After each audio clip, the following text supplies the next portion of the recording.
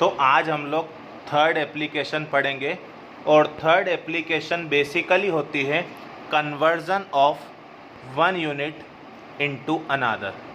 Third application basically होती है conversion of one unit into another.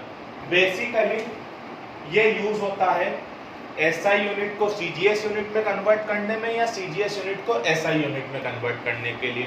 I hope so आपको SI और CGS unit याद होगी। एक चीज बिल्कुल गाड़ के कॉपी में लिख लेना, फोर्स की एसआई यूनिट होती है न्यूटन, फोर्स की एसआई यूनिट होती है न्यूटन और फोर्स की सीजीएस यूनिट होती है डाइन।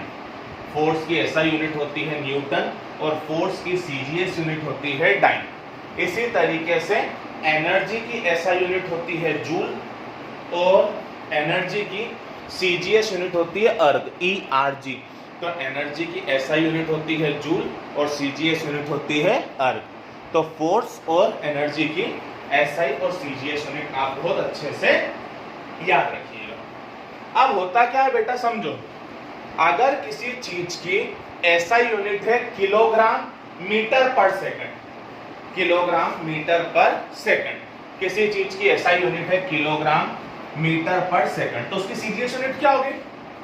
किलोग्राम की जगह ग्राम, मीटर की जगह सेंटीमीटर, सेकंड की जगह सेकंड। अगर किसी चीज की एसआई यूनिट है किलोग्राम मीटर स्क्वायर पर सेकंड स्क्वायर या किलोग्राम क्यूब, तो उसकी सीजीएस यूनिट क्या होगी? किलोग्राम की जगह ग्राम आएगा, मीटर की जगह सेंटीमीटर और सेकंड की जगह सेकंड ही आएगा।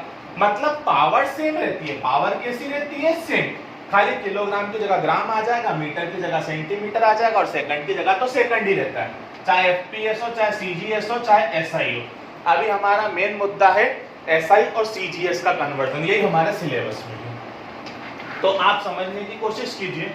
अब हमने है ना, इसका जनरल डेरिवेशन होता है कि हमारे पास कोई सी क्वांटिटी है, ये फर्स्ट यूनिट में और ये सेकंड यूनिट में, फॉर एग्जांपल ये एसआई यूनिट में और ये सीजीएस यूनिट में। यहाँ पे इसका m1 का डायमेंशन m की पावर a है, l की पावर b है और t की पावर c है। मुद्दे की बात यह है कि अगर इस यूनिट में m की पावर a है तो इसमें भी m की पावर a ही रहेगी, l की पावर b ही रहेगी और t की पावर c ही रहेगी। अभी आपको वही समझाया मैंने कि पावर चेंज नहीं हो सकती। इसमें m, जैसे फॉर एग्जांपल ये ऐसा यूनिट है तो इसमें m मतलब किलोग्राम, इसमें ये सीजीएस यूनिट है तो इसमें m मतलब मास मतलब ग्राम, l मतलब ऐसा यूनिट में मीटर, सीजीएस यूनिट में सेंटीमीटर और टाइम तो दोनों में ही सेकंड रहता है।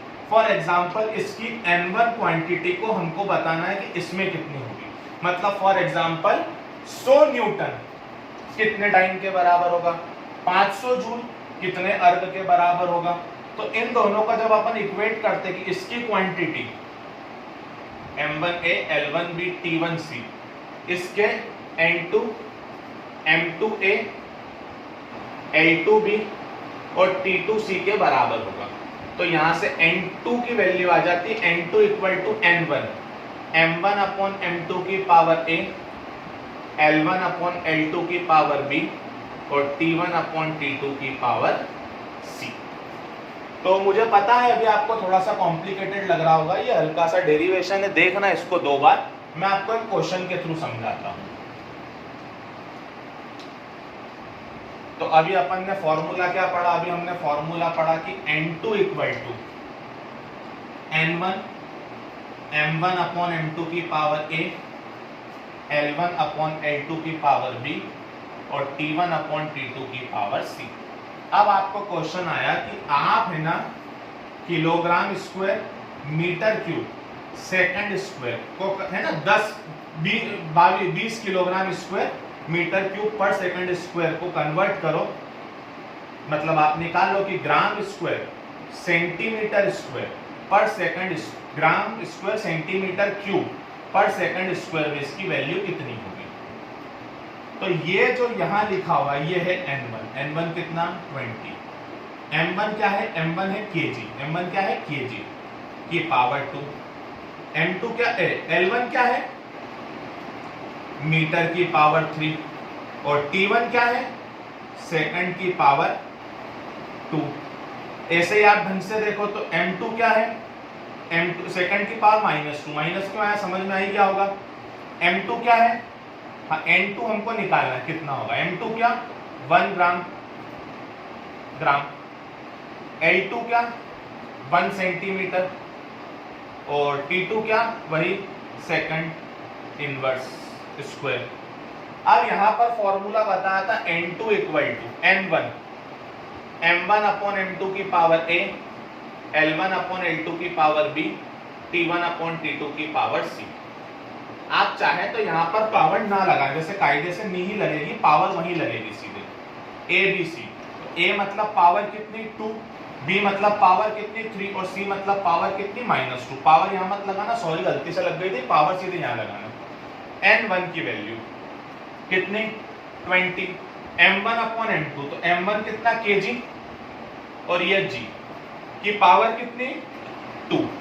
L1 मतलब मीटर, L2 मतलब सेंटीमीटर की पावर कितनी 3, सेकंड की पावर कितनी -2। तो ये तो खत्म हो गया, और 1 की पावर कितनी भी हो 1 ही होता है। तो N2 इक्वल टू 20,000 किलोग्राम को ग्राम में कन्वर्ट कर दिया, मीटर को सेंटीमीटर में कन्वर्ट कर दिया। तो आप ढंग से देखो तो इसका स्क्वायर मतलब 6 जीरो, इसका क्यूब मतलब वही 6 जीरो, 6 और 6 12 और 1 13, तो इसका आंसर हो जाएगा 2 × 10 टू द पावर 13। तो 20 किलोग्राम स्क्वायर मीटर क्यूब पर सेकंड स्क्वायर काय के बराबर होंगे 2 की पावर 13 ग्राम स्क्वायर पर सेंटीमीटर क्यूब सेकंड स्क्वायर। बेटा सालों हो गए देखते देखते, पहले टेस्ट का क्वेश्चन है, लिख लेना आज ही आएगा, मतलब आएगा। कन्वर्ट 1 जूल इनटू अर्थ, कन्वर्ट 1 जूल इनटू अर्थ। जूल क्या होती है फोर्स की एसआई यूनिट, अर्ग क्या होती है फोर्स की सीजीएस यूनिट। तो ऐसे क्वेश्चन में आपको सबसे पहले फोर्स का डायमेंशनल फॉर्मूला पता होना चाहिए। तो फोर्स का डायमेंशनल फॉर्मूला होता है mL/T-2। तो इसकी एसआई यूनिट क्या होती है न्यूटन। न्यूटन मतलब मास का किलोग्राम, मीटर पर सेकंड स्क्वायर। तो इसकी सीजीएस यूनिट क्या होती है डाइन। तो डाइन कैसा है कि समझ गए होंगे, ग्राम पर सेंटीमीटर ग्राम सेंटीमीटर पर सेकंड स्क्वायर।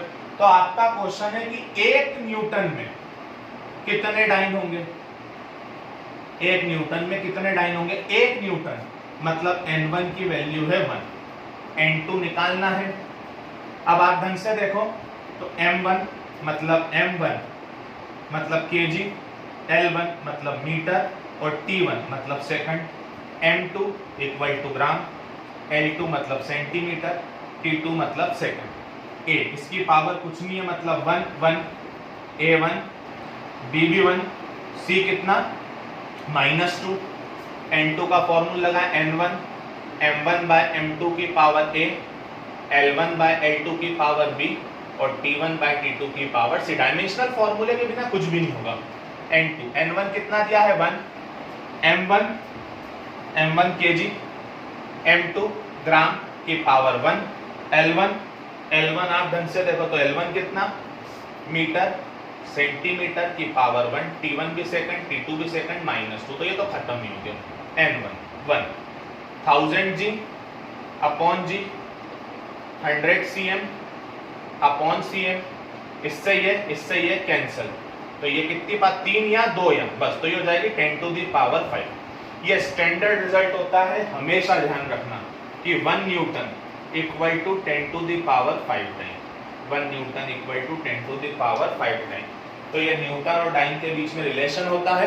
क्वेश्चन देने के पहले ही आपका काम रहेगा, आप मेरे को जूल और अर्ग में रिलेशन बताओ। काय टाइम में रिलेशन बताओ, जूल और अर्ग में। जूल क्या है एनर्जी की एसआई यूनिट और अर्ग क्या है एनर्जी की सीजीएस यूनिट। तो प्लीज ये अच्छे से देख लेना, थर्ड एप्लीकेशन थी, यहां तक में से एक क्वेश्चन जरूर आएगा।